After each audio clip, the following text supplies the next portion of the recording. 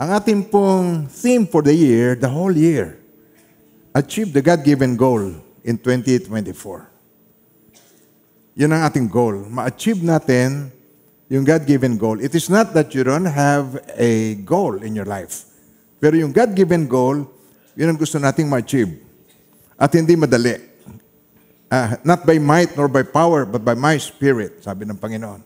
At ang title natin ngayong umaga is Overcoming Emotionalism. Nakaranas na ba kayo nun? Nakaranas na ba kayo nung parang hindi nyo makayanan, parang kayo gusto nang bumigay, narinig nyo naman yung salitang yan? At salamat sa Diyos, hindi niya niloob na mangyari yun na hindi kayo bumigay. May nagtanong kay Jesus, ano ang una at pinakadakilang utos sa lahat? Sabi niya, ito ang pinakamahalagang utos. Pakinggan mo, Israel, ang Panginoon na ating Diyos, siya lamang ang Panginoon. Tapos, tsaka niya sinabi itong, ibigin mo ang Panginoon mong Diyos ng buong puso, ng buong kaluluwa, ng buong pag-iisip, at ng buong lakas. Sabi niya, ito ang una at pinakadakilang utos sa lahat. At meron pa siyang sinabing pangalawa. Ang pangalawa, ibigin mo ang iyong kapwa tulad ng pag-ibig mo sa iyong sarili. So, ang foremost na gusto niyang matutunan natin ay pag-ibig. Gusto niyang matutunan, love the godly way. Ang alam nating ibigin, yung mga nagpapautang lang sa atin. Yung mga pinatatanawan mo ng utang na loob, yun ang alam nating ibigin. Yung mga mababait sa atin, yun ang alam nating ibigin. Pero itong tinutukoy ditong love, ito po'y agape. Ito po'y unconditional love. Ang gusto niyang matutunan natin. At alam ko po, lahat kayo ay interesado dito. Sino ba naman ang gustong maging unloving? Sino ba ang gusto laging siya masungit, naiinis ang mga tao sa kanya, at lagi siyang trouble dahil sa kanyang emotionalism? Yung nangingibabaw lagi sa kanyang buhay ay ang kanyang pagiging emosyonal. Lalo na pag nanonood ng teleserye. Nang napapanood mo lagi yung merong naaapi na kung tumingin sa iyo ay patagilid, nakala mo alimasag, natitig alimasag, no? Natatanda siya, sabi ko, nakatagilid lagi. At galit na galit yung expression ng mukha, ay kino-close up yun. At nagagaya ng marami yun pag nagagalit. Nagiging ganun. Patagilid din at nanggigitil pa kung magsalita. Well, tangay na tangay ka ng iyong emosyon. Give na give ka sa iyong emosyon. Lalo na kung naranasan mo mabigo sa pag-ibig. Nako. Lalo na yung iniwan ka, pinagpalit ka sa kaibigan mo. Tapos isip-isip mo lang, ang pangit naman nun, pinagpalit pa sa akin. Tapos sa isip mo, bakit kaya gano'n? Napaka-unfair naman. Ang bait ko sa kanya. Tapos tinalo. Ano nyo ba yun? Danas ko po yun, kaya alam ko. Kaya ngayon, mga minamahal ng Panginoon, ang unang katanungan, bakit tayo ay merong emosyon? Ang emosyon ba ay masama? Of course not. Of course not. Kasi kung wala tayong emosyon, edi para tayong si Alexa. Kilala niyo na ba si Alexa? Alexa, what is the name of the President of the Philippines? Magsasalita si Alexa. Kaya hindi na usong Encyclopedia Britannica, Encyclopedia Britannica. Hindi na uso eh. Kay Alexa ka, magtanong ng lahat, population ng ganitong bayan, population ng ganitong nation. Sabi mo, Alexa, will you marry me? Sabi ni Alexa, we are different. We are living in a different realm. Sabi niya, nandito ako sa clouds, samantalang ikaw nasa earth. Kasi, robot. Kung wala kang feelings, para kang si Alexa. Sumasagot sa mga tanong para ang robot. Pero ang gusto ng Panginoon ay hindi tayo maging parang robot. Ang gusto niya, ang pag-ibig na ito na padama natin sa mga taong mahal natin, tulad ng anak, bunsong anak, panganay na anak, boyfriend, girlfriend, asawa, jowa. Gusto niya yung na-express sa kanyang pagmamahal, higit pa ron ang ma-express mong pagmamahal sa Diyos. Kaya yun, buong puso, buong kaluluwa, buong pag-iisip, buong lakas. Yan ang una at pinakadakilang utos sa lahat. Ngayon, sabihin niyo sa akin, meron ba sa inyo nakagawa na nun? Naibig mo ang Diyos ng buong mong puso. Buo, hindi hati. Taas ang kamay ng pinakamakisig. Naibig mo na ba ang Diyos ng buong puso? Buong kaluluwa. Ang kaluluwa, isip, yung iyong emosyon, at ang iyong katawan, nakatuon sa Kanya.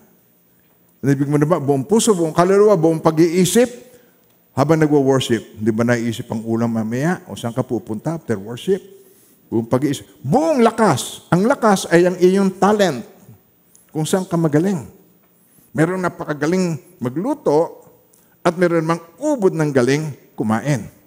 Now, bakit tayo ay merong emosyon at tinaasahan ng Diyos na yung emosyon na ito, ma-express natin? Gusto niya, tinan niyo ang utos niya, gusto niya, ibigin mo ang Diyos buong puso, passionate love. Buong puso, buong kaluluwa, lahat na i-direct mo sa Kanya, buong pag-iisip, buong lakas. Bakit niya gustong matutunan natin yon? Sapagat ang Diyos ang pinagmula ng ating emosyon. Meron siyang emosyon, ang God. God is an emotional God. Marunong siyang magdamdam, marunong siyang masaktan, marunong siyang malungkot sa ginagawa ng mga tao. Marunong siyang magkaroon ng kagalakan, natutuwa siya. May emosyon. And remember, dalawa lamang ang choice mo kung bakit ka naririto sa mundo.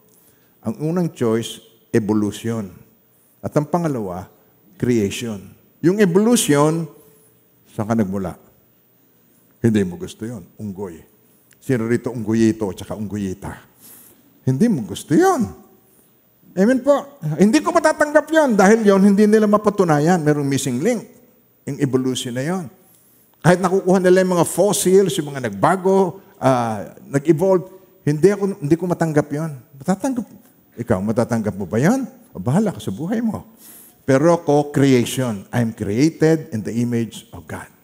Dilika ako, kalarawan ng Diyos. Genesis 1:26, God said, let us make man in our image. Nilikha tayo ng Diyos na kawangis niya. Kung kawangis niya, kung may emosyon ng Diyos, may emosyon din ng tao, lamang gusto ng Diyos na matuto kang balansihin mo to. Gusto niyang matutunan mo na magamit mo ito sa tamang paraan. Hindi niya gustong ikaw ay maging too emotional na ang tawag ay emotionalism. Mangyari po, yung gift ng God na yan sa atin na magkaroon tayo ng emosyon, pag pinractice ng mga tao na ayon sa kanya, ayon sa kanyang pananaw, dalawang extreme ang nagagawa niya. Extremist ng tao. Yung bang pagkumopya sobra. So, ngayon, yung isa ay emotionalism. Yung emotionalism, walang mahalaga kundi ang nararamdaman ko. Yan. Yan ay linya yan. Linya yan sa mga teleserye. Wala kang pakialam sa nararamdaman ko. Hindi mo na inintindi ako. Ganyan. Natatandaan niyo yung sa mga teleserye, yung mga bato, mga linya, yung emosyon niya, yun ang kailangang makita niya. At nasisiraan ng bait itong babaeng ito dahil hindi niya na-experience yung ina-expect niya. Nagigets niyo ang sinasabi ko? Nasabihin ko sa inyo kung anong bunga ng lahat ng yun, punot dulo ng lahat ng yun. Hindi ka na masaya sa asawa mo dahil, nung una hindi siya ganyan. Hindi ka na masaya sa asawa mo dahil kulot siya noon, nalagas ang buhok. Hindi ka na masaya sa asawa mo dahil kung umuti, napakaganda ng ngipin, ngayon, kalug lahat ng ngipin, pustiso ng lahat. So, nagkaroon ng change. Tapos, hindi mo na madama yung kaganapan ng love na yon sa kanya. Alam niyo kung bakit? Ito pa isa, tinan niyo. Bago ko ituloy, tinan niyo po. Ang pangalawa, yung stoic, yung bagang, yung stoicism, o galing sa salitang stoic, yung feeling niya, hindi mahalaga. Ang mahalaga, truth. Ang mahalaga, yung Bible. Mahalaga kung ano yung nakasulat sa Bible, yun ang susundin ko. Masaktan ka man, wala akong pakialam. Yun, stoic. Yung bang nakaratay ang anak mo, 6 years old o 5 years old, napaka-cute. May mga bulaklak pa, pero bangkay na. Tapos sasabihin mo na, iyak ka ng iyak, hagul. Pare, huwag kang umiyak. Maraming tao. Nakakahiya. Para kang walang pananampalataya. Ngumiti ka. Ngumiti. Masaya, tumawa ka. Sabi mo, kahit ganyan ang anak ko, nasa langit naman siya. Walang pakialam. Hindi niya kailangan i-express ang iyong feeling. Dalawang extreme. Emotionalism, stoicism. Alam niyo yung stoicism at saka emotionalism, ang ism, lagi namang di maganda ito. Tignan niyo, ang mukha, maasim. Basta may isim. Hindi maganda. Hindi maganda ang tingnan ng mga may isim. Amen ba tayo doon? Emotion is a gift from God. Nung nilikha niya tayo, kalarawan niya, tapos kung ano meron siya, pinagkaloob niya sa atin. Meron siyang kalayaan, meron siyang talino, meron siyang damdamin, kaya marunong tayo magmahal. Maraming nga nagtatanong, maling katanungan, kung may Diyos, bakit maraming naapi? Kung may Diyos, bakit yung mga bata na pinapatay ng digmaan at yung man nire-rape, gagraduate na sana, nire-rape. Naisip niya, kung tunay na may Diyos, bakit may ganun? May sense, di ba? Naisip niyo? Kung may Diyos, ba't hindi pigilan ng Diyos yung mga bagay na yun? So, parang sinasabi mo, Lord, alisin mo na sa amin ang free will. Alisin mo na ang kalayaan. Gawin mo na kaming parang robot. Kung ano yung gusto mo, kikilos na lamang kami parang remote control. Pero ang Diyos ay napakabuti, binigyan niya tayo ng free will. Kaya, yung mga tao na gumagawa ng ganong karumal-dumal na mga bagay na nakakaapekto sa iba, hindi ibig sabihin ay walang Diyos. Ang tamang katanungan ay ito. Kung walang Diyos, bakit may pagmamahal? Kung walang Diyos, bakit may pag-iibigan? Kung walang Diyos, bakit may malasakitan? Nagigets yung sinasabi ko? Kaya meron noon dahil meron Diyos. Purihin ang Panginoon. Amen po. So hindi niya tayo nilikhang robot. Nilikha niya tayo na mayroong gift na ito upang tayo ay mag-unawaan sa isa't isa, upang tayo magmalasakitan sa isa't isa, upang tayo maipadama natin yung tunay na damdamin, hindi fake. Tunay na damdamin, tunay na pag-ibig, maipadama mo sa iba. Amen po. Sa kaya, kung ano yung naipapadama mo sa mga mahal mo na tao, ang nais ng Panginoon, ang ipadama mo sa Diyos, higit pa doon. Pero ang nais ng Panginoon, hindi obligation. Pag-ibig, buong puso, buong kaluluwa, buong pag-iisip, buong lakas. Ay, pag napupuri tayo, wala kang pakialam sa kata. Minsan natatamaan ang mukha niya ng siko mo. Niya, pero tawa lang siya. Hehe. Okay. Amen po. Wala akong nakita nagsampalan. Sapagkat, ang totoo nun, ang pag-presensya ng Panginoon, na-experience mo. Amen po. Totoo ba yung sinasabi ko? Taas ninyo inyong kamay kung totoo ang sinasabi ko po. God bless you po sa inyong pakikisa sa akin po. Amen po. So, dito po, yung emotionalism nito, ang gusto ng Panginoon, ma-handle natin ito. At yung stoicism na ito, sabi niya, malaman mo kung ikaw ay stoic o kung ikaw ay emotionalism. Alam niyo, kung minsan, ang nakakatuwa sa Panginoon, ito na, masayang pagmasdan. Ito bagang emotionalism, itong emotional na babae, silambingan. Okay, ito namang stoic, ito yung si Dedma. Akalain mo ito'y pinag-aasawa. Nagiging mag-asawa ito, si Dedma at si lambingan. Kaya yung isa, ubod ng lambing, ito namang isa ay si Dedma, parang si John Wayne. Nakita niyo ba yung mga movies ni John Wayne? Minsan, tinan niyo po, pagka yung darating ang isang asawa, galing sa malayo. Okay. Itong silambingan, sasalubungin niya, honey, miss na miss kita. Na-miss mo rin ba ako? Sabi ni John Wayne. Okay. Tapos sasabihin nito, gabi-gabi, ako ba'y naaalala mo rin tulad na naaalala kita? Tapos, ang sweet mo naman. Ang sweet naman ng lahat ng sinasabi mo sa akin. Pag sabi niya, ngayong nakita mo na ako, masayang-masaya ka na ba? Napaka-sweet talaga ng asawa ko. Kung magsalita, napaka-sweet. Yun ang si Dedma. Stoic. Macho-macho, hindi pinadadama, walang feeling. Nakukuha niyo ba sinasabi ko po? Kaya kung iba sa inyo ay ganon, palagay ko, makita na ninyo yung katotohanan ito na hinahanap ng mga misis na silambingan na kayo'y magkalambingan. Kung yan ang tingnan ng asawa mo. Gusto niya yung love na i-express natin ito nung araw naman. Sweet na sweet naman yan eh. Tapos nung naging mag-asawa, nagka ng isa, dalawa, tatlo, apat, lima, nag-iba. Dati-dati, pagkakain sa Chowking, aalukin ng mga, di ba, sarap ng ice, ng ano doon, halo-halo. May toppings pang ice cream, ano. Oh, gusto mo masarap ditong halo-halo? Gusto mo pa ba nito? Sabi niya. Sabihin, busog na ako. Hindi, tikman mo lang. O siya, sige na nga. Tapos kaya. Ay, nung nag-asawa na, nung 5 na anak, honey, gusto ko yung pinakakain mo sa akin dito yung ice cream. Naalala ko. Taba na Nag-iiba na ang tono. Nag-iiba na ang kanyang, nag-iiba na siya. Kaya, mga minamahal ng Panginoon, gusto ng Panginoon, matutunan natin na hindi ang emosyon natin ang magibabaw sa ating buhay. May mga tao pupunta sa church, itong approach na ito, ginagawa ito ng ibang mga Christians. Yung pagpumunta sa church, kumusta ang worship service? Ay, mas masaya ng 1 linggo. Kasi 1 linggo, napaiyak ako. Kumusta ang worship service? Mas masaya ng 1 linggo kasi ng 1 linggo, napatawa ako. Tulad ngayon, nagtatawanan kayo. Masaya si pastor na nagpipreach. Kaya, ang kanyang pag-worship, ang hinahanap niya, yung emotion na yon. Yung emotionalism na yon. Yun ang hinahanap niya. So, yung emotion na yun, nagiging Diyos mo kasi yun ang hinahanap mo, hindi presensya ng Diyos.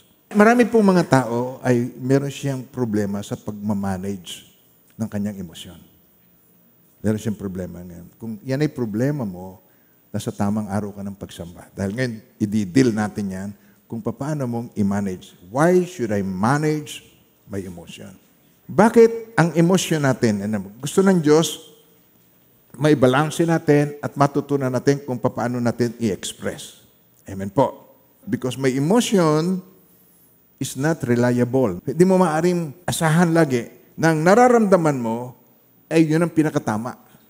Yung nararamdaman mo, yun ang real thing in your life. Ang dami na pong napahamak dyan. Kasi yung nararamdaman niya, akala niyo yun na. Lalo na yung mga teenager, akala ko, kami na. Akala niya, because of yung feeling na yun, yun ang nagdo-dominate, nagro-rule over their life. Kaya dito sa Proverbs 14:12, ito magsasabi na hindi ito reliable. Sabi dito, there is a way that seems right to a man, but its end is the way of death. Sa Tagalog po, tinan niyo po, mayroong daan na tila matuwid. Sabi niyo word na yan, tila matuwid. Tila matuwid sa isang tao, ngunit mga daang tungo sa kamatayan, mga daang tungo sa disaster, daang tungo sa kapamakan, ang dulo nito. Kaya hindi ka dapat na iniisip mo na kung ano yung nararamdaman mo, yun ang real thing, yun ang totoo na maasahan mo at pwede kang manangan doon. Amen po. You cannot depend on your feelings all the way. Hindi ka pwede magdepende. Na-realize po ba yan?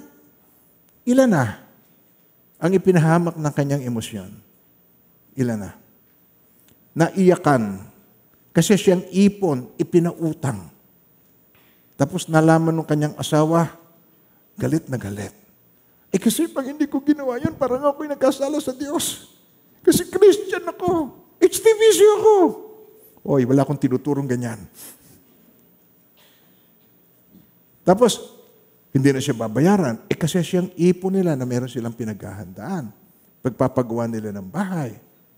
Pagpapaaral sa kanilang anak. Tapos, naiyakan siya at tumugtog ang violin.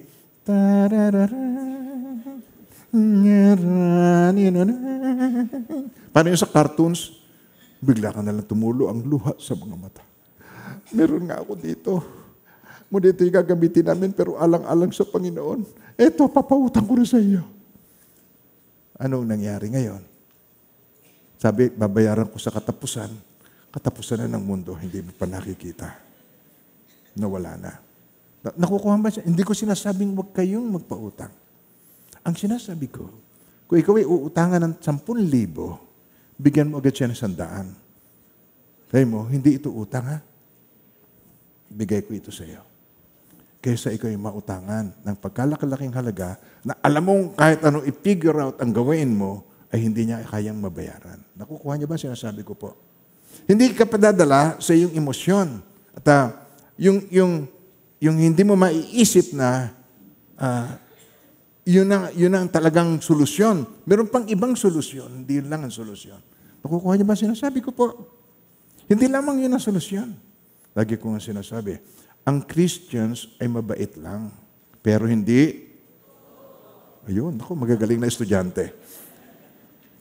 Mabait lang pero hindi uto-uto. Hindi pwedeng paglaruan ng emosyon. Mga naman matagal nang nagpapaglaruan ng emosyon ng tao. Malapit na naman ang eleksyon po. Ikaw ba'y magpapakatalino ngayon? Amen po. Democracy ito. Ngayon, sa democracy, may kapangyarihan ang bawat pagpili at ang bawat pagpili, ihingi mo ng tulong sa Diyos. Amen po mga minamahal ng Panginoon. Amen. So, yung feeling na ito, tinan nyo, dahil manaramdaman ka, akala mo, yun ang lahat-lahat. Pero, yung nararamdaman mo, yung feeling na yun na nararamdaman mo, it is dead wrong. Yung nararamdaman mo tungkol sa circumstansya, sa sitwasyon, yung nararamdaman mo, meron pang mas better doon kaysa naiisip mo. At hindi lamang yun. Yung nararamdaman mo na yun, tinan ninyo, at yung pagkakilala mo sa Diyos, it could be wrong.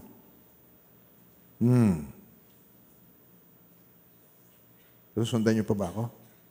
Halimbawa, meron kang kasalanan, tapos yung kasalanan mo yung paborito mo yun, tapos isipin mo, alam mo, nakagawa na naman ng kasalanan, pero alam mo, dahil mahal ako ng Diyos, uunawain naman ako ng Diyos. Yan malimit sinasabi, hindi ba? Mga minamahal ng Panginoon. Amen ba tayo doon? No. Ang iniisip niya tungkol sa kanyang sarili at ibang tao ay mali. Ang iniisip niya tungkol sa Diyos na may kinalaman sa kanyang relationship, feel niya na ang Diyos, kaibigan niya, kahit ano mangyari, kakampihan siya, kahit ano mangyari, hindi siya iiwanan ng Panginoon. Tama? Gets niyo ba ako doon? Well, sa Matthew chapter 7, verse 21 to 23, tingnan natin ito. Hindi lahat ng tumatawag sa akin, Panginoon, Panginoon, ay papasok sa kaharian ng langit, kundi yun lamang sumusunod sa kalooban ng aking amang nasa langit. Hindi lahat ng ikaw ay Panginoon ng Panginoon, makapapasok ka, kundi feel na feel mo, pero maaaring hindi totoo. Tapos, ito pa, tinan nyo.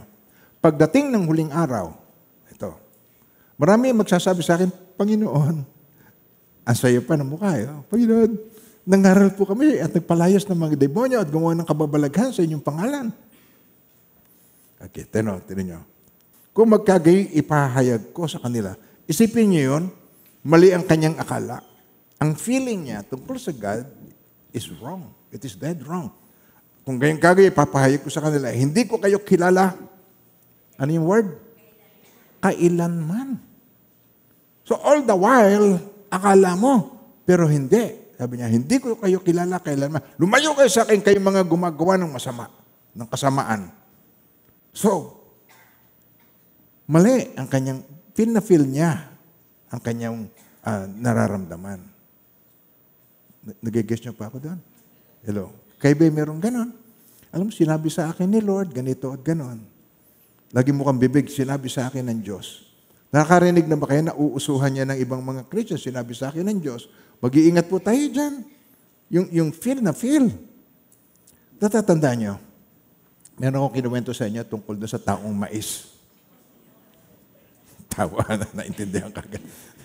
Na, dahil nalugi yung kanyang bukid, dahil yung bukid niya, mais na pagkalaki-laki, tinodo na niya lahat ng kabuhayan doon. Dinaanan ng bagyo. Bumaksak lahat ng kanyang mais, hindi na siya makababawi. Isip siya ng isip na mais, na isip niya tuloy siya taong mais. Ito naman, may papakita ko sa inyo rito na napaka-cute na aso. Okay. At itong aso na ito, feel niya na siya'y tao. Kabaligtaran naman. Itong isa, taong mais, ito naman, ang feel niya, siya'y tao. Okay. Ito, tingnan ninyo. So, ayan, nakikita na ninyo? Okay. Cute na cute. Nakalagay sa stroller.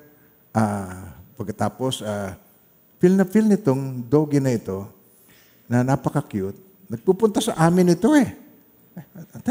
Hindi ka ba naman mabibighan ni Diyos sa cute na asong yan? Tinan yung feel niya. Oh. Ang feeling niya sa tao. Oh. Nasa cart. Nagpupunta sa mall, nagpupunta sa mga grocery store. Oh. Nakahiga sa kama. Oh. Parang kanya yung kama. Pumupunta sa pastoral. Akala mo siya may-ari ng pastoral. Halimbawa, pinatulog namin sa isang room. Yung magnanay, si Shane, at saka yung kanyang mama. Pinatulog namin doon. At nagkataon na may kukunin doon si pastora doon sa kwartong yon. Ano yung gagawin nito? Yan, ganyan ang tingin niya. Pagmamasdan kang mabuti. Parang duda siya sa iyo. Pagkatapos paglabas mo ng kwarto, susundan ka pa niya. Hindi hihiwalay sa iyo. Hanggat hindi niya nalalaman kung saan mo inilagay yung kinuha mo. Parang pinagbibintangan ka pa niya, magnanakaw. So, yung aso na yan, na napaka-cute, feel na feel niya na siya'y tao.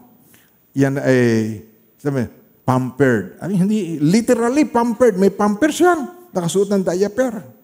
Pagka gumagala yan, naka-diaper yan. Kumakain kami sa restaurant, naandun din yan.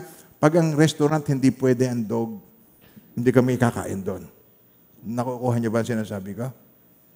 Amen ba tayo doon? So, itong doggy na ito, feel na feel niya na siya'y tao. Pero kahit anong gawin natin, hindi ko sasabihin aso, say cute na nila lang. Okay. Kasi baka magalit yung may-ari.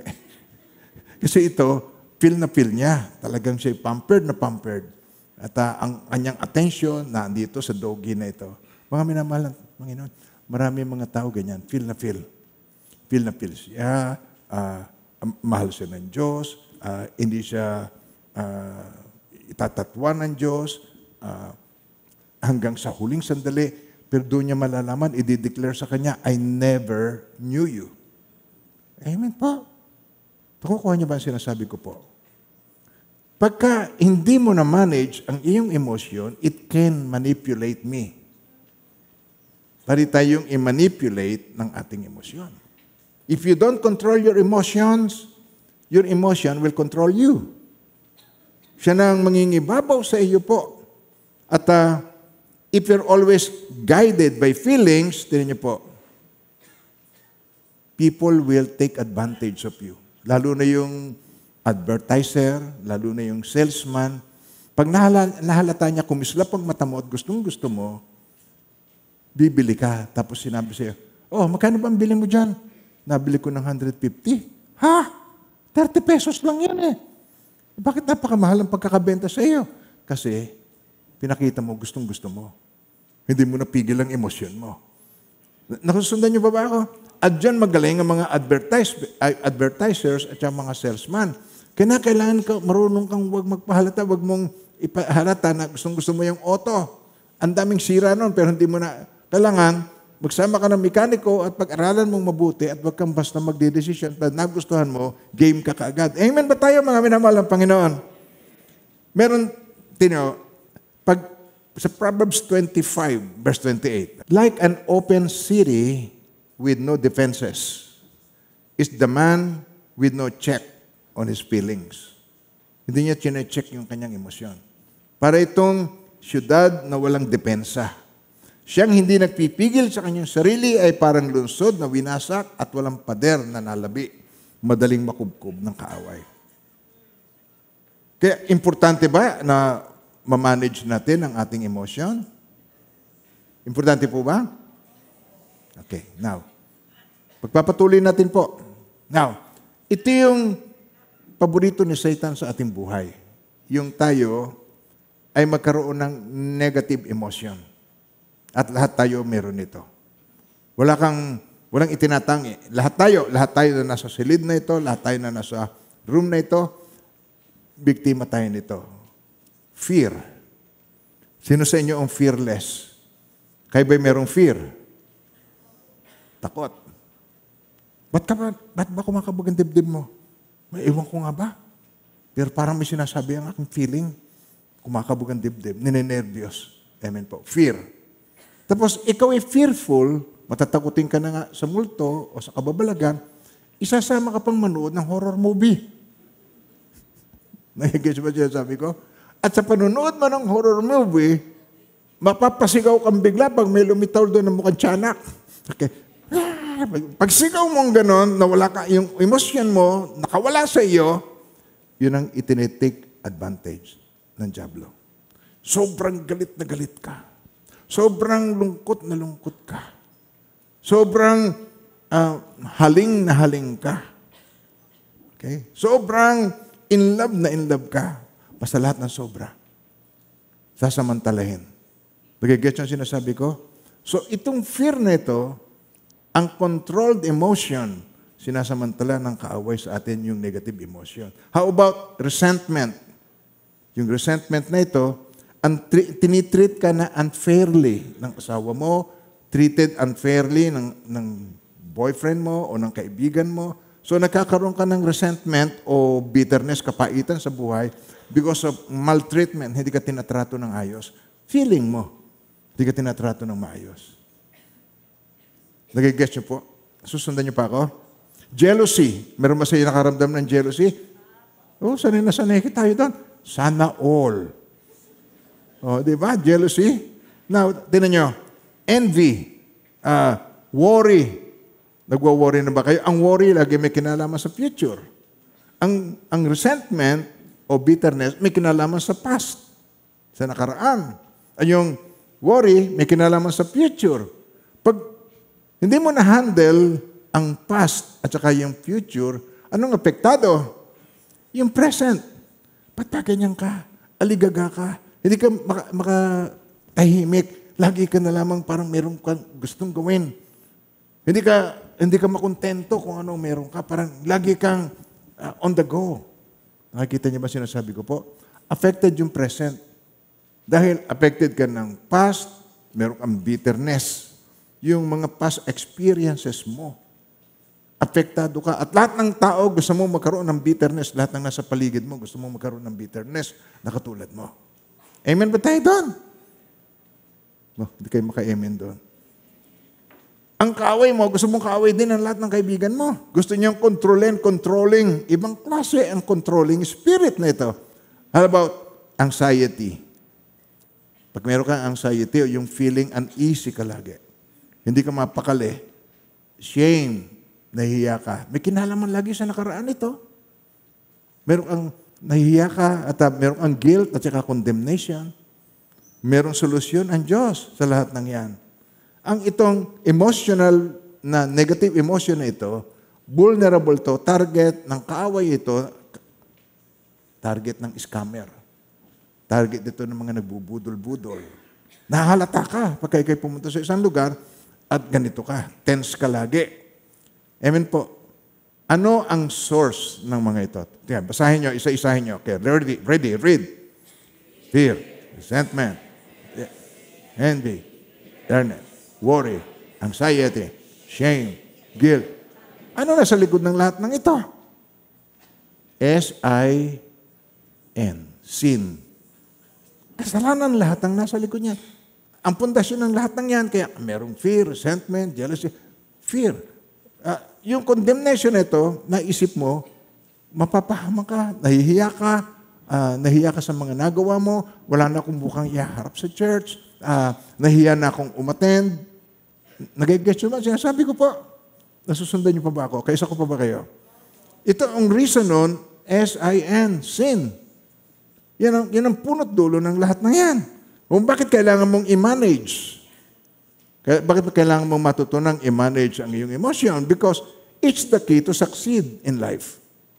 Ito ang key para kayo magtagumpay, hindi ang iyong IQ. More than IQ, ang kailangan mong ma-level up sa iyo ay ang iyong EQ, ang emotional quotient. Alam nyo, ang totoo niyan, yung EQ, emotional quotient, ay more likely na magtagumpay ka sa iyong career, sa iyong business, yung emotional quotient mo mataas, kaysa sa ikaw mataas ang IQ.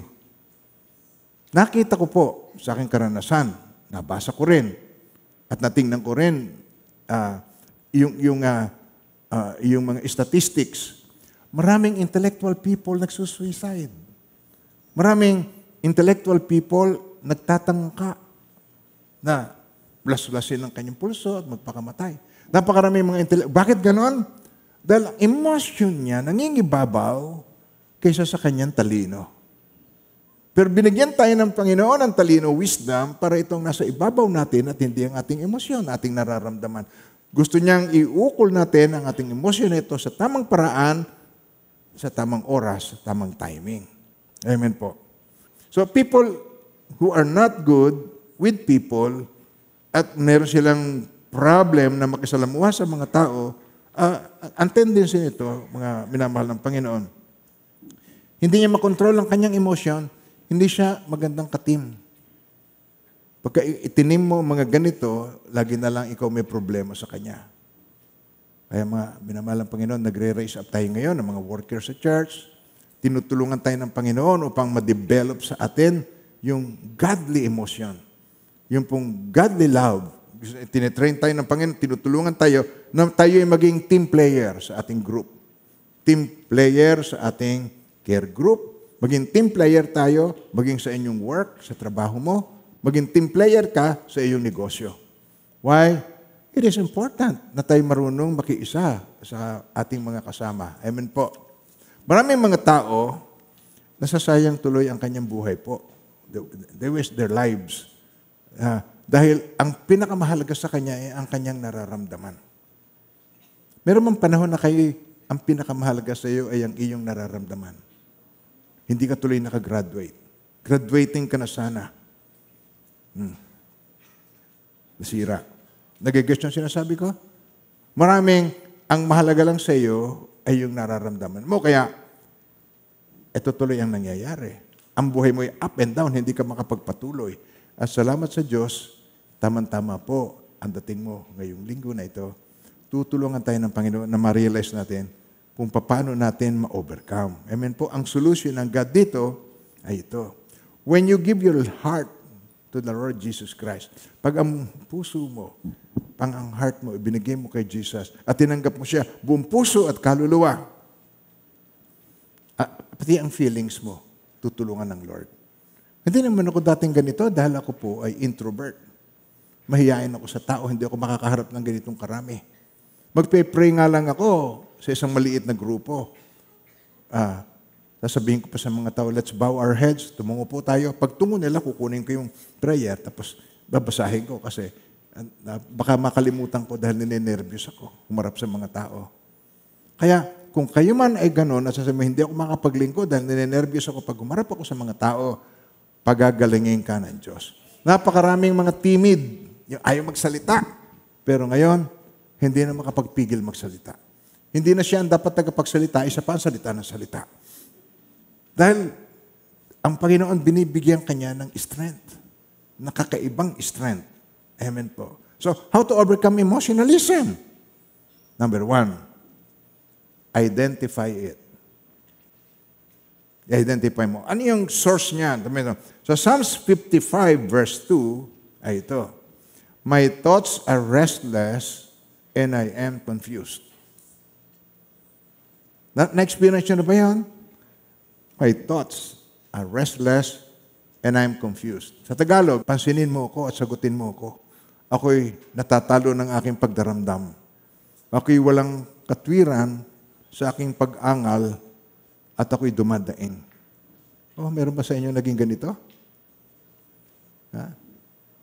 Siya lagi na lang daing ng daing. Amen po. Lagi na lamang siya nagreklamo. Lagi na lang siya may complaint. Hanapin mo ang source. Yun ang una. Find the source.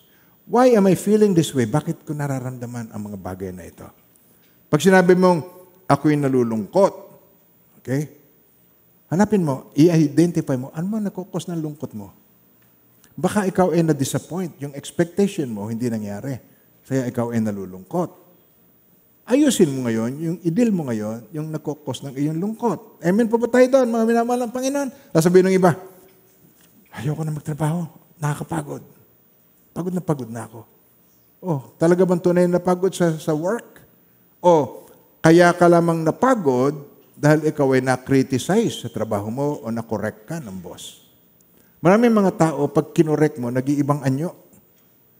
Hello, nandiyo ba tayo? Ang mukha niya dati ay Susan Roses, pero pag kinorek mo, nagiging Belia Flores. Okay. Bigla nag-iibang mukha. Dahil kinorek, once you correct the person, para na siyang nasaling mo ang kanyang ego. Hindi niya matanggap ang correction. Ang correction, pagka ba ikaw ay kinorek, yun ba'y makatutulong o hindi? Pagka may mali at merong hindi tama at inilid ka sa correction, actually, depende sa nagko-correct din. Ano po? Ngayon, ito ay para makatulong sa iyo, kaya hindi mo dapat na hindi pansinin ang correction. Amen po. Meron nagtitrigger sa iyo kung bakit mararamdaman ang iyong nararamdaman. It could be music, it could be weather, it could be yung araw, ganitong the same date. Ganitong date, naalala ko. Naku, ito naman date na ito, ang masamang pangyayari sa buhay ko. Meron ba kayong mga ganon? Yung mga date na pag dumating yung date na yon, babalik ka na naman.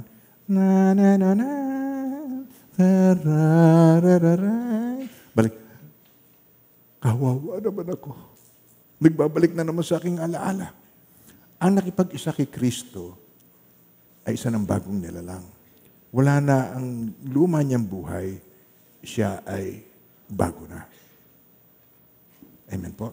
Ito ang solusyon na kailangan nating matutunan. Amen po. Now, ito po ang tunay. If you can't name it, you can't change it. Pag hindi mo na-identify, hindi mo ito may deal sa iyong buhay. Kung minsan po, tinan nyo. If you don't know what the problem is in your life, then you certainly can't work on it. Hindi mo to ma-deal, hindi mo to matatrabaho kung ano ang talagang solusyon, kung ano ang kulang sa iyo. Meron kang emptiness. Why? Bigyan ko kayo ng example dito sa verse na ito. Romans chapter 7, verse 15 to 25. Tinan niyo po ito. Ewan ko kung ito naranasan na ng marami sa inyo. Hindi ko maunawaan ang aking sarili sapagkat hindi ko ginagawa ang ibig ko, bagkos ang mga bagay na kinasusuklaman ko, ang siya kong ginagawa, mga minamahal ng Panginoon. Familiar ba kayo rito? Lalo na't yung simula ng taon, meron kang New Year's resolution, sinisikap mo na yun ay gawain mo, mabago ang takbo mo na yung nagkakamali mo ng isang taon, ay huwag mo nang uulitin ngayon. At maraming taon na gano'n ang plano mo, tuwing New Year, meron kang New Year's resolution, nagtagumpay ka ba? Yes or no? Hindi po. Kasi may kulang. Kaya ito, titingnan natin dito, ano ang kulang. Hindi ko manuwa na aking sarili, sapagkat hindi ko ginagawa ang ibig ko. Bagkus ang bagay na kinasusuklaman ko, ang siya kong ginagawa. Ngayon, kung ginagawa ko ang hindi ko ibig, sinasang-ayunan ka na mabuti ang mga kautusan. Kaya hindi na ako may kagagawa nito, kundi ang, yun na isang na-identify mo, kasalanang nananahan sa akin. So sin talaga ang problem. There is that sin issue in your life. Ngayon, pagpatuloy natin. Alam kong walang mabuting bagay na nananahan sa akin. Ibig kong sabi, sa aking katawang makalaman, kaya kong magnasa ng mabuti, hindi ko lamang magawa ang mabuting ninanasa ko. Totoo ba yan sa ating buhay? Anyo, kauulit natin ito, mamememorize mo na itong Romans chapter 7, verse 15. What this person is trying to do, he wants to be good on his own. Gusto niyang magpakabuti, gusto niyang i-correct ang kanyang buhay, gusto niyang ninanasa niya, sabi niya, alam kong walang mabuting bagay sa akin, nananasa sa akin, ibig sabihin, aking katawang makalaman, kayang-kaya kong magnasa ng mabuti. Tama ba yan? Yes? Kayang-kaya magnasa ng mabuti? Hindi ko lang magawa ang mabuting ninanasa ko. Applicable sa akin, applicable sa inyong lahat. Amen po? Sapagat hindi ko ginawa ang mabuting ibig ko, kundi ang masamang hindi ko ibig, ang siya kong ginagawa. Kung ginagawa ko, hindi ko ibig, hindi na ako may kagagawa nito, kundi ang kasalanang nananahan sa akin. Merong given, yung sin issue. Amen po. Tapos, tuloy natin, ito ang natuklasan ko. Sabay-sabay. Ito, isa pa. Mas malakas. Yes. Tuklasin mo. I-identify mo na itong issue. Itong natuklasan ko. Kapag ibig kong gumawa ng mabuti ang masama, malapit sa akin. Sa kaibuturan ng aking puso, ako'y nalulugod sa kautusan ng Diyos. Subalit, Nararamdaman kong may ibang tuntunin sa mga bahagi ng aking katawan at ito'y salungat sa tuntunin ng aking isip. Dahil dito, ako'y naalipin ng kasalanang nananahan sa mga bahagi ng naalipin ng kasalanan na nananahan, mga bahagi ng katawan. Yung mga bahagi ng katawan mo is used to do this kind of sin. Yung iyong kamay, yung iyong mata, ang iyong tenga, ang iyong isipan, trained sa mga bagay na hindi nakalulugod sa Diyos. Inaamin niyo po ba yan? Na meron tayong issue na ito. What is the real problem of this person? Tinan niyo po, pagpatuloy natin. Ito na, na-realize na niya. Kahabag-habag ang kalagayan ko. Sino magliligtas sa akin sa katawang ito na nagdudulot sa akin ng katawan ng kamatayan? Matapos niyang madiscover na meron siyang sin nature. Nando sa bahagi ng kanyang katawan, meron siyang sin nature, meron siyang natural na kasalanan. Pagkapanganak niya, ay makasalanan na siya. Hindi makasalanan ang tao dahil nagkasala siya. Makasalanan ng tao dahil ipinanganak siyang ganon. Amen po. Bakit ako may kasalanan? Ang kasalanan mo, ipinanganak ka. Dahil ipinanganak kang makasalanan. Yun ang totoo. Yun po ang sabi sa Bible. All have sinned and fall short of the glory of God. Ang lahat ay nagkasala at walang sino mang karapat-dapat sa paningin ng Diyos. So, pag na-realize mo yon, may solusyon, habag ang kalagayan ko. Sino? Yun ang question. Sino ang magliligtas sa akin sa katawang ito? Sino ang magliligtas sa akin sa katawang ito? Sino? Katawang ito na nagdudulot sa akin ng kamatayan. Ito ang sagot. Napakabuti ni Lord. Ang Diyos, siya mismo ang tutulong sa atin. Ang Diyos sa pamamagitan ni Jesucristo na ating Panginoon, salamat sa Kanya. Isa pa. Salamat sa Kanya. Ilakas natin po. Sino ang tutulong sa akin sa katawang ito na nagdudulot sa akin ng kamatayan? Salamat sa Kanya. Siya ang kordero ng Diyos na nag-aalis ng kasalanan ng sanlibutan. Ang iniisip ng tao lagi, ano ang gagawin ko para sa Diyos? Sabi ng Diyos, makinig ka anak, hindi yan ang problema mo. Ano ang ginawa sa iyo ng Diyos na dapat mong tanggapin? Hindi ang magagawa mo sa Diyos ang mahalaga dahil wala kang magagawa sa Diyos. Merong ginawa ang Diyos. At yung si Jesus bago nalagutan ng hininga sa cross, ganito kita kamahal, mas gugustuhin ko pa na maranasan ang kamatayan kaysa ako'y nabubuhay ng eternal sa langit nang hindi kita kasama. Parang sinasabi niya, hindi ako masaya sa langit nang wala ka. Ang buti ng Lord, hindi ba? So, yung ating dilema, yung ating problema na ito, ang solusyon ay sa Kanya natin din hahanapin. So, if you identify, now you can deal. Madidil mo na ngayon to. Sabi sa Psalms 26:2, Lord, si King David nagpray ng ganito. Sabi niya, Lord, cross-examine me. Test my motives and my affections. Naililigaw ba kayo ng motibo nyo? Amen. Ako. Naililigaw ako ng motibo ko.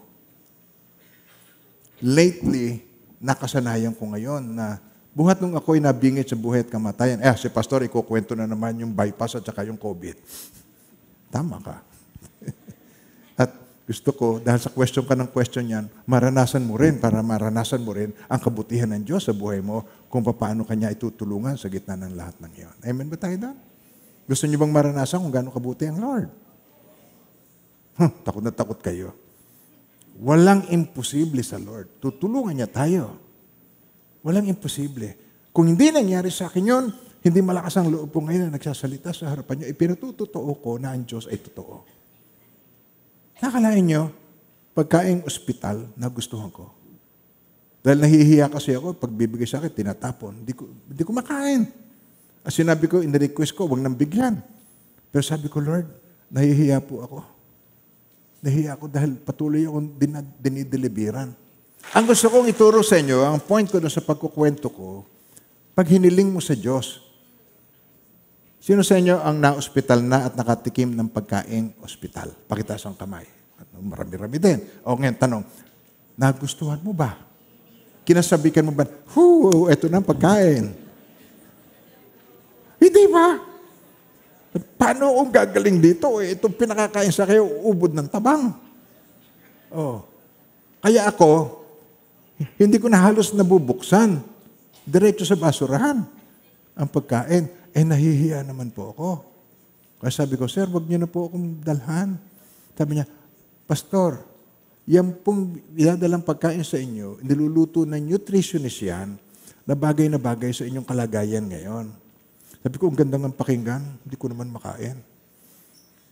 Please lang. Okay po. Pero kinabukasan, dating at dating pa rin. Tuloy din ang tapong ko, dahil nahihiya na ako. Lord, tulungan niyo po naman ako na magustuhan ko yung pagkain. Tumugon ng Diyos. Ang tagal naman nung delivery ng pagkain. Na-miss ko yung pagkain. At saka, ultimo isang butel ng bigas, kinakain ko. Tapos may CCTV kasi doon Nung malaman ko, alam nyo, nagtibi ako doon, nakabukaka ako doon, tapos kitang-kita pala ako doon sa nursing quarters, nakabukaka ako doon, nagtitibi ako. Kaya ang ginawa ko, nung kumakain na ako, pinakikita ko na nauubos ko.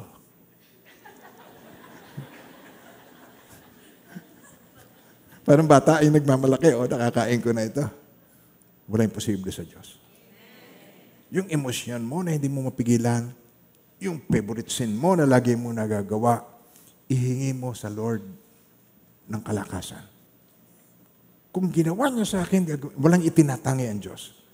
Kung naranasan ko yon, mararanasan mo rin. Amen ba tayo doon? Lord, ayoko po ito, naulit na naman. Nagawa ko na naman itong kasalanan ito. Kalimitan yun, may kinalaman sa sexual sin. Naulit ko na naman, pero ayoko pong mangyari ito. Ayoko pong paulit-ulit na mangyari ito. Ayoko pong nalulungkot ka sa akin, Panginoon. Bibigyan isang araw, mararamdaman mo. Nawala na sa isip mo, hindi ka na ginigiyagis na sa isip mo, na-deliver ka. Dahil ang Diyos ay mabuti. Mahal na mahal niya tayo. Amen po. So, pag sinabi mo yung, Lord, cross-examine me. Test my motives. Test my affection. Tunay.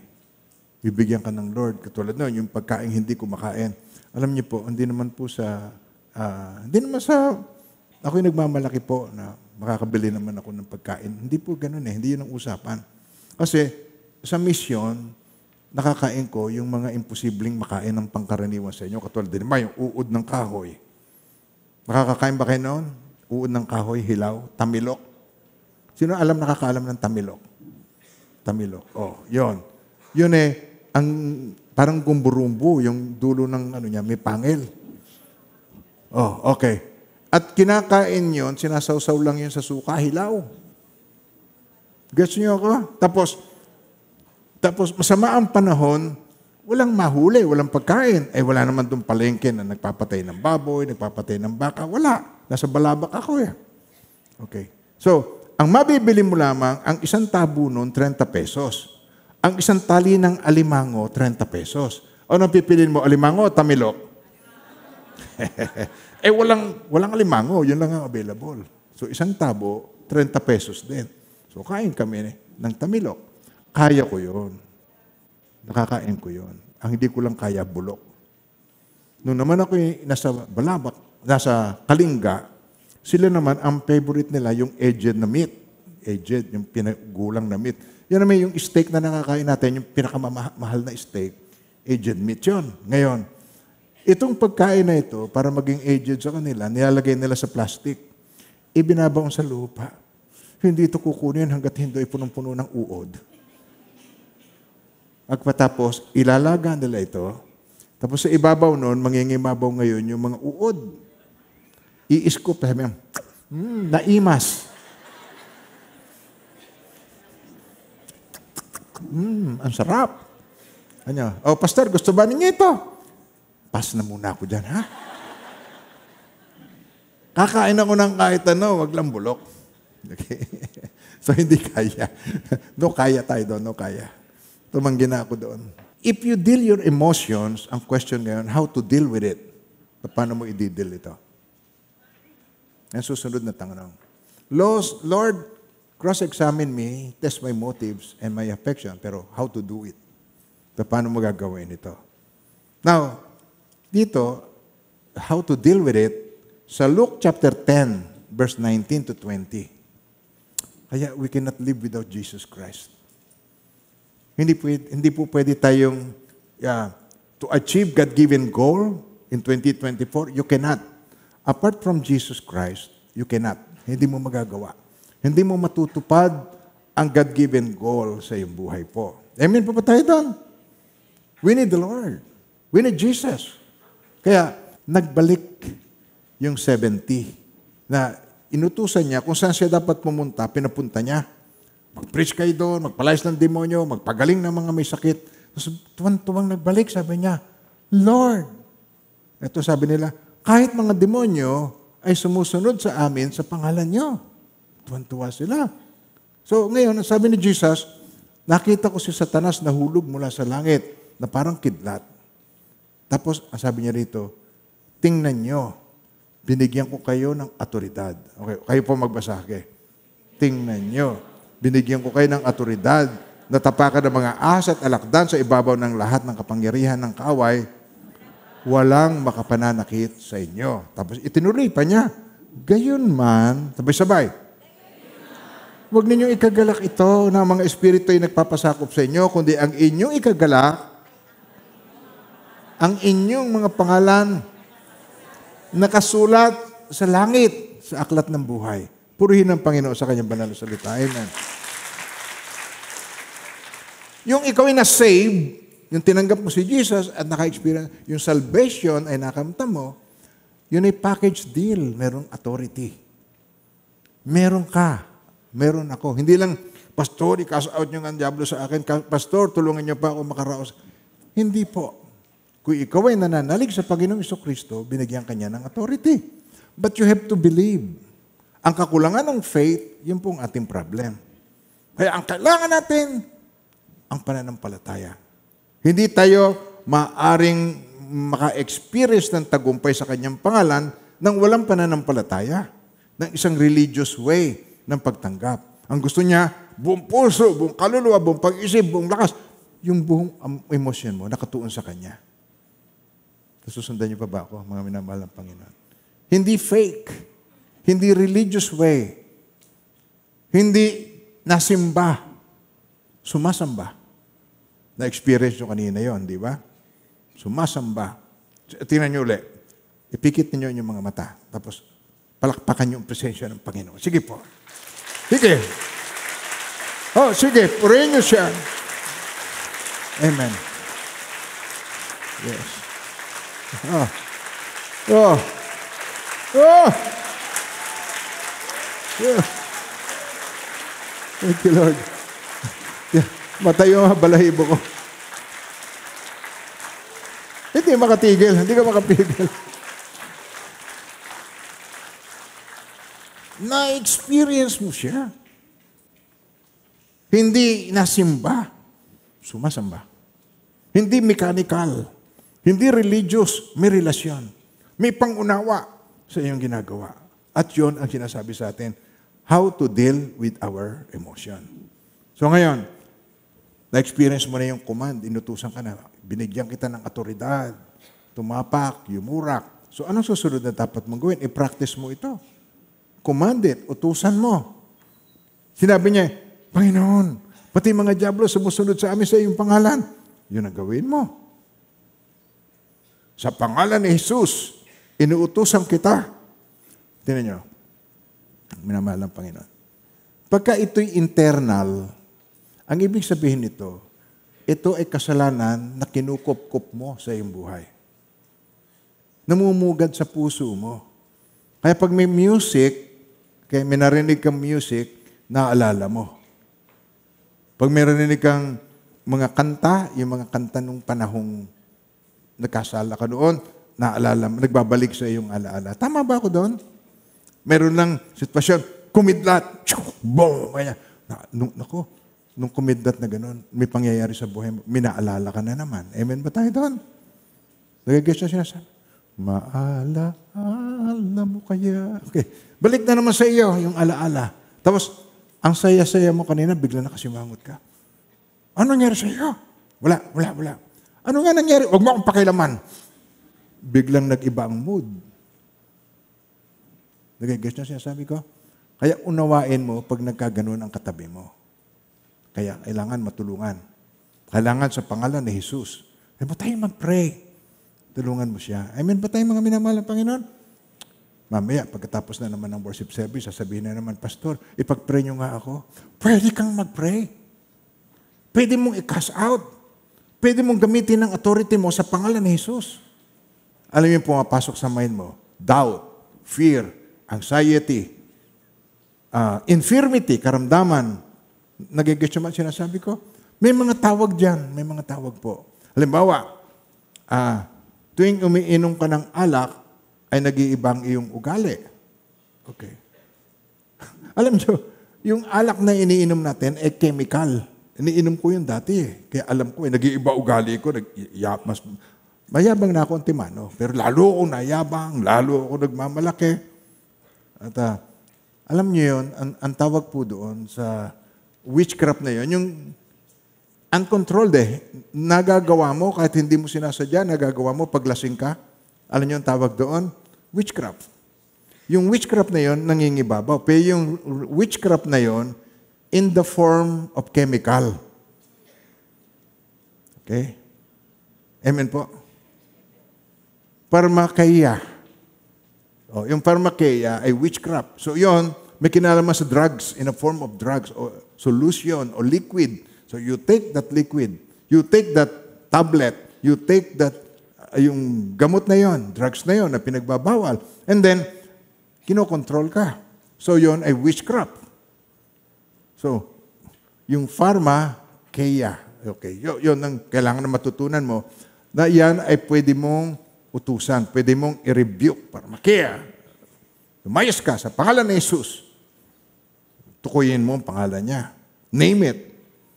Nasusunod niyo pa ba ako? Mga minamahal ng Panginoon. So, dito, makikita natin dito, yung pagka ito'y internal, ang solution lang, i-renounce mo. Nag-guess niyo ako? Amen ba tayo doon? Pagka ikaw ay umubo, pagkatapos merong sabit, tapos ikaw ay merong kalaghala, anong gagawin mo? Dalawa ang choice mo. Idura mo o lunukin mo.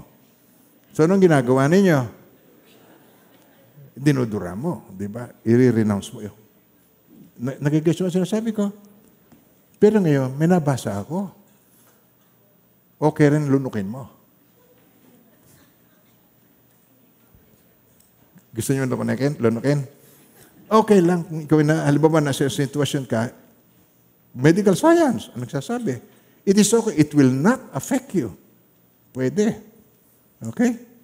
Sinasabi, ang dami nagsasabi noon. Now, pero kung ayaw mo, natidiri ka, di huwag. Pero mga minamahal ng Panginoon, that is renouncing. I renounce. Itinatatwa kita. Espiritu ng galit, itinatatwa kita. Espiritu ng kalungkutan, itinatatwa kita. Espiritu ng kahalayan, itinatatwa kita sa pangalan ni Jesus. I renounce you. Tapos, pag ito naman ay external, I rebuke you.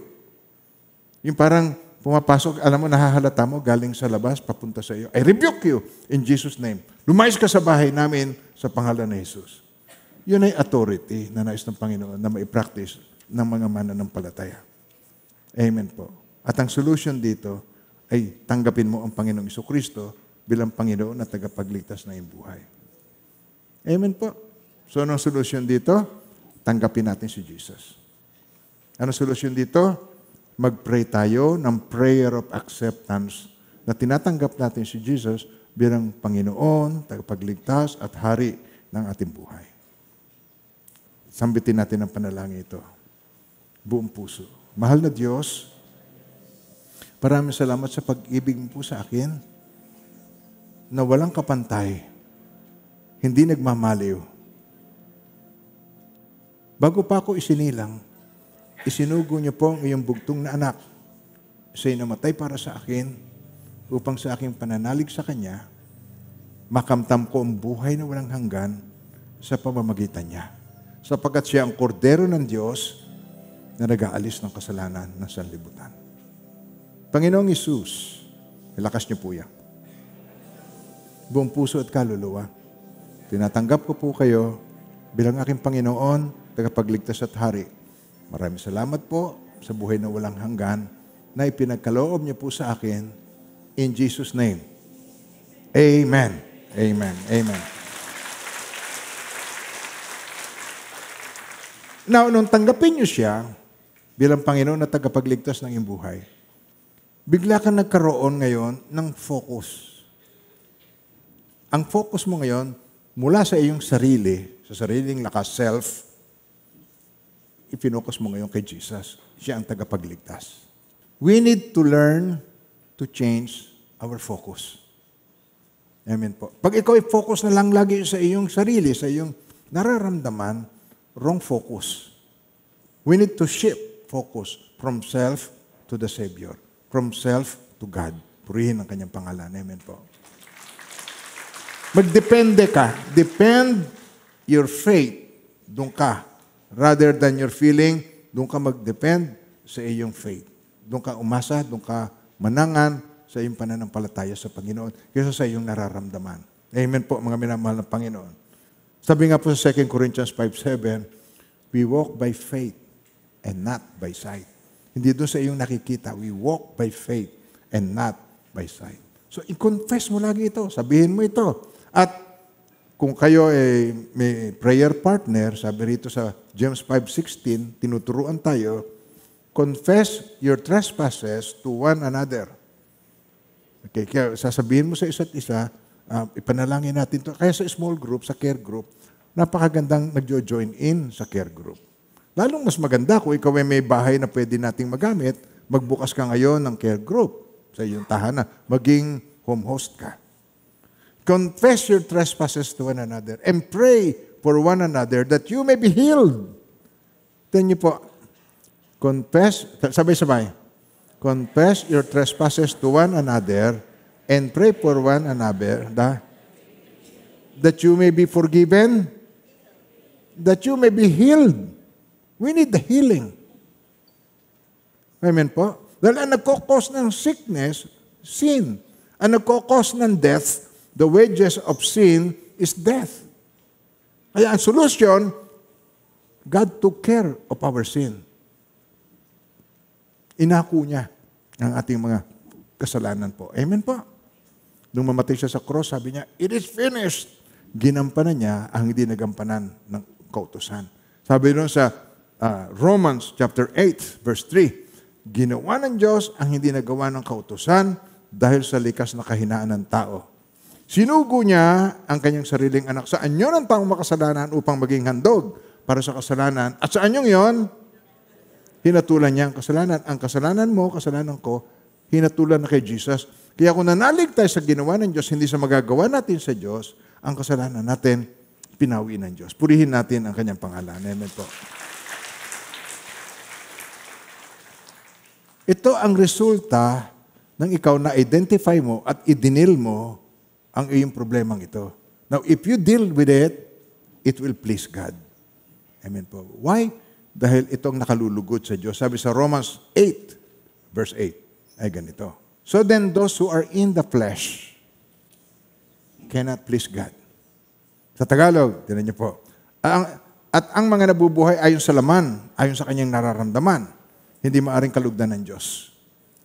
Kaya sabi sa Romans 8, verse 14, as many as are led by the Spirit of God, these are the sons of God. Sa Tagalog po, ang lahat ng pinapatnubay ng Espiritu ng Diyos ay mga anak ng Diyos. We need to learn. Magiging anak, magtiwala tayo sa Kanyang salita. Amen po. To achieve the God-given goal, kailangan mag-shift tayo ng trust from self to the Savior, from self to God. Amen po. Ito ang higit na magbibigay kaluguran sa Diyos. The only thing, ito lang ang taming bagay, the only thing that pleases God is not your feeling, but your faith. The only thing. Sabi rito, Without faith, it is impossible to please God. Amen po. For he who comes to God must believe that He is, and that He is a rewarder of those who diligently seek Him. If you seek God, you don't have to see God. You believe Him kahit hindi nyo siya nakikita, pinupuri nyo kanina, sinasamba nyo kanina, tinataas nyo yung kamay nyo sa Kanya, isinusurrender mo ang buhay mo sa Kanya, purihin ang Panginoon. Amen po. At hindi kinalulugdan ng Diyos ang hindi nananalig sa Kanya sapagkat ang sino mang lumalapit sa Diyos ay dapat maniwalang may Diyos at Siya ang nagbibigay gantimpala. Kanino? Sa mga humahanap sa Kanya. No matter what or how you feel, believe that God is real. To God be the glory. Jesus loves you. So, hindi ko alam ang detalye, kayo may alam. So, i-receive ninyo according to your faith, let it be to you. And now may the Lord God bless you and keep you, and may His face so shine upon each one of you and be gracious to you. His countenance be upon you and bring you peace in the name of the Father, and the Son, and the Holy Spirit in Jesus' mighty name. Amen and amen po. Amen po.